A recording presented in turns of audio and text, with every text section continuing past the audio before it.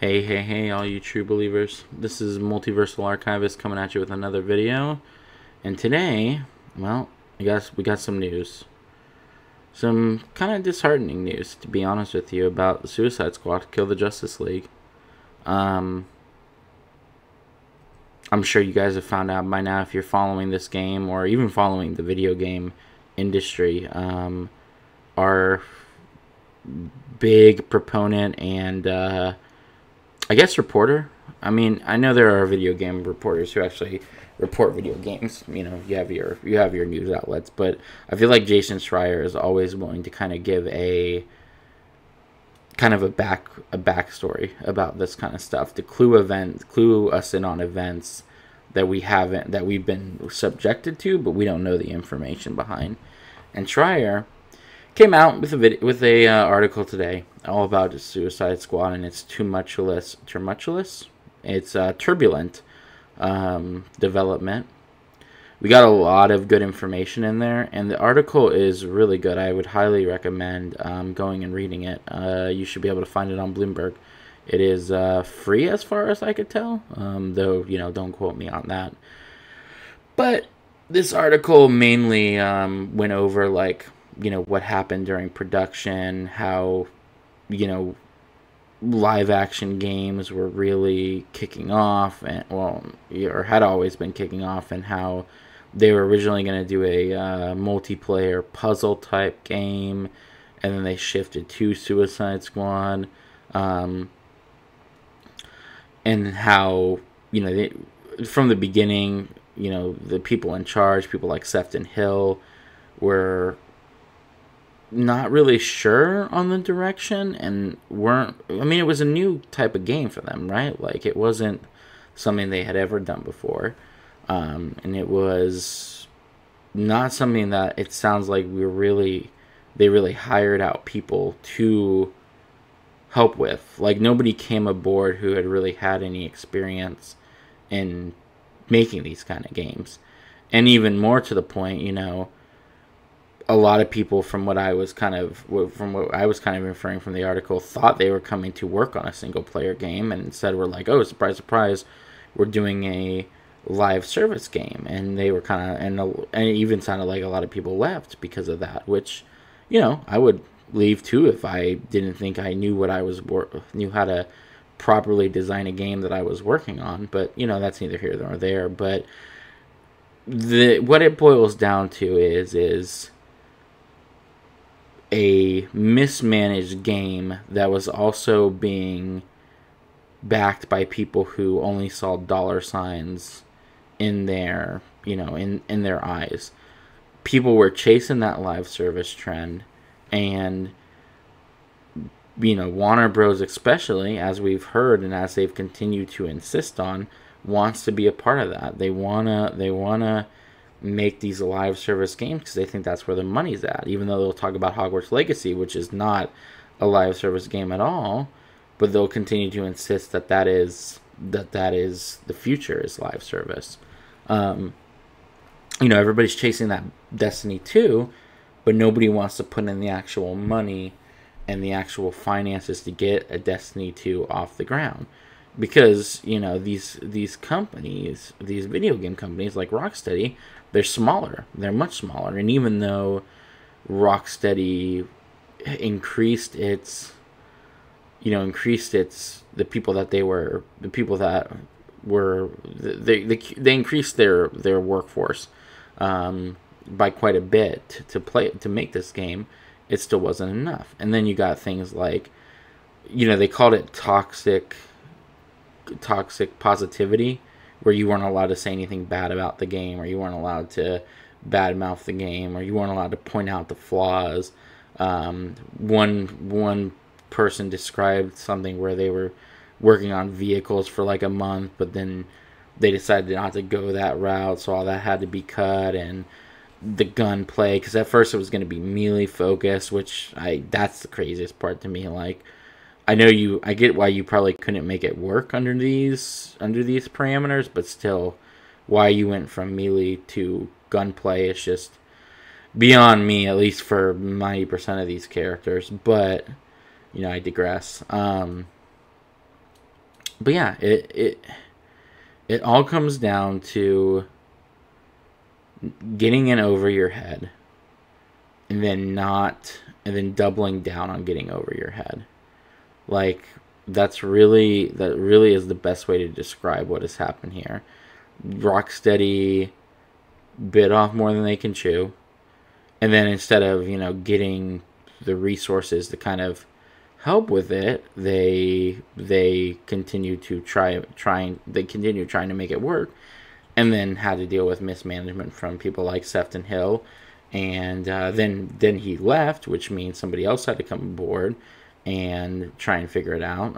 I believe the other person that was in charge also left as well, and then they released Suicide Squad in the state that it is in now, which honestly is a shame, because like I'm not gonna lie, I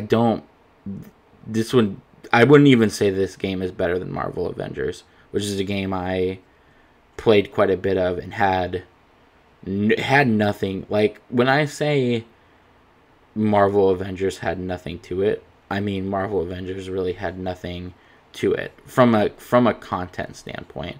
Like, the characters played amazing. The story was decent. I don't know if I would. Ooh, that's a good question. Is this story better than that story? I don't know. I would probably say this story is better, but I don't have the same problems that everybody else has with this story. I have no problems whatsoever with how Batman dies and Kevin Conroy's last performance and yada yada yada. All that stuff doesn't matter to me, and I don't get why people are so upset about it, especially when they have Arkham Knight to go to if they want the perfect Batman ending, or at least a very good Batman ending. But anyways, that's neither here nor there. But Marvel's Avengers, even with not having anything to do, it had a set of characters to it that all felt unique and all played very well. I mean, maybe not Spider-Man's web swinging, because that was trash, but for the most part, everybody played really well, and everybody did follow kind of a set of parameters, and so far that they had they had some ranged options, they had some melee options, but they all did something different, and they all brought something to the table, and it wasn't just shoot gun, go here, go there. But I think we're going to get to the end of this game. The end of this game being the end of this season. I would say with 99% certainty at this point that a season 2 is not on the table. From what we're hearing, most of the team is going to be going on to a single player project, and there's going to be kind of like a skeleton team working on Suicide Squad, which, for better or worse, is what we're going to be. I don't know. I kind of would have loved to have seen what this game did down the line, especially because I think the Brainiac story would have been finished by the end of Season 4 no matter what. So what they would have done next kind of would have really interested me. But if this is what we're going to get, then I'm not all that shooken up about it. I haven't really covered it, but this season has really frustrated me with the lack of cinematic narrative. Like, I just cannot fathom why Joker's arrival is just two motion comics and then one cutscene that was bugged for me, and he didn't even appear in it. Like, narrative is a big thing for me. It's it's 90% of why I play a game. I can forgive a lot. Like, if this game had a good narrative, I would be singing up and down, singing its praises up and down, because to me that's all that's important, especially with comic book stories. Comic book stories are my favorite thing. Like, and I'm more willing to accept that they do stupid stuff. Like, I've been living with Peter Parker and One More Day for like 90% of my life at this point.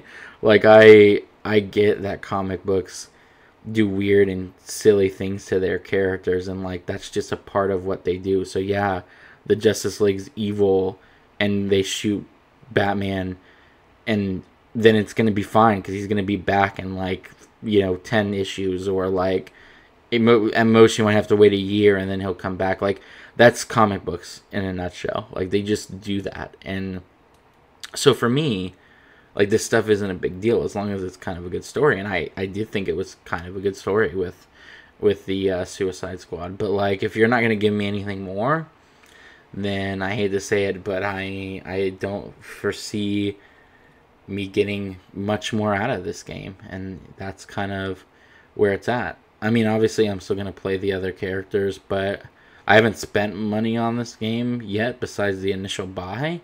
And because the cosmetics, like, this is another thing that Marvel's Avenger did very well. They had a really good cosmetics store. Like, not all of them were great. Obviously, you got some that were just Iron Man, but purple. But, like, almost all the movie costumes were there by the end. Quite a lot of comic book costumes were there by the end. Like, they even did, like, Tony Stark as a hologram ghost inside it. Like, that was such a cool, iconic moment from the comics. And it was even cooler seeing it in, like, a game form. Like, seeing holographic Tony's head popping out of an Iron Man armor. Or, like, Captain America had some really great,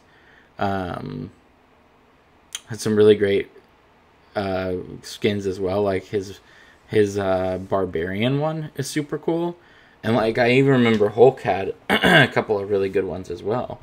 Like, that's where the money's at. And, like, they haven't done a single thing with it. It's so crazy to me. And, like, they don't seem... Well, I don't know if it's just that they don't care, or that they just don't have the resources at this point to really give you good cosmetics, because they have to get these other characters out. Even though the game's kind of dead in the water, they're going to try and finish it. And honestly, I could very much see this next season coming out and them just being like, that's it, we're done. And just that being... I think there's too much at stake. I think Miller has talked about this before, so he might be a better person to listen to about this. But I think they've backed themselves into a corner because they really want live service games to work, and so they need this game to at least get to Season 4. And also because it's an Arkhamverse game, they're definitely going to want to do more games in the Arkhamverse. I mean, they even have a new one coming out. They're not going to let this slide. Like, they're going to have to finish this game just so they can do more things in the Arkhamverse. But I wouldn't expect anything beyond Season 4, and even for them to rush this season in some kind of way, because people are already up in arms about the next character based on the rumors and screenshots that they've seen. But that's where we're at.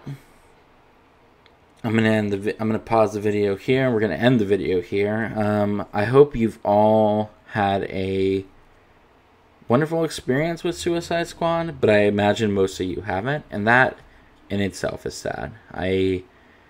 Nobody wants to see a game fail. I don't want to see a comic book game fail, not even remotely. Like, this is my favorite genre. These characters are my favorite characters. And I want to see success in this field. And I want to see success on games other than Batman.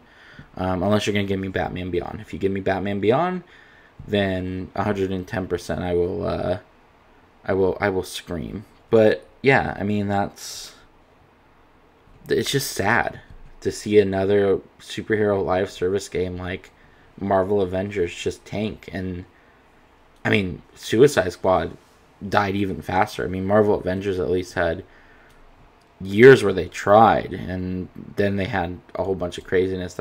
We're not even gonna get into it, but like, yeah, I mean, this is where the bell is ringing at for this game, and I feel bad because I think it wasn't a lack of passion or dedication or anything. I just think it was mismanagement and trying to play a game that you have never... You don't walk out and play basketball perfect the first time. Like, it's just not, it doesn't work. And maybe you've played, I don't know, maybe you played soccer, but then you go on to rugby and you play a horrible game. Like, yeah, you know the basics of soccer and you play soccer really well, but that doesn't translate to knowing everything there is to know about rugby. I know that's probably a horrible analogy, but you know what I'm trying to say. It's, yeah, you can't be good at this game unless you're willing to hire this kind of game, unless you're willing to hire people who know how to do this kind of stuff and can bring the kind of creative, knowledge you need to pull it off. But yeah, so that's my thoughts on it. Again, the article is really great. I suggest everybody read it. There are plenty of people who are more insiders in the industry who will probably be able to give you much better subtext than I will. I know there were a few videos I listened to today that were really good. Jay Shockblast, who is a man who I watched quite a bit of when he appears in certain things. He had a really good video on it, so that was a really good listen to. But yeah, I'll continue to make content for this game until the lights go out, but I don't expect them to be on for very much longer. But for now, this has been the Multiversal Archivist. If you like my mouth and the things coming out of it, make sure you like, comment, and subscribe. We're on Twitch nowadays, twitch.tv/multiversalarchivist, where you can watch me play games live. If you want to watch me play the greatest Batman game ever made, which is Batman Arkham Origins, hop over there. We've been playing it, and I've been having a blast with it. For now, I hope you all have a great rest of the day. Later.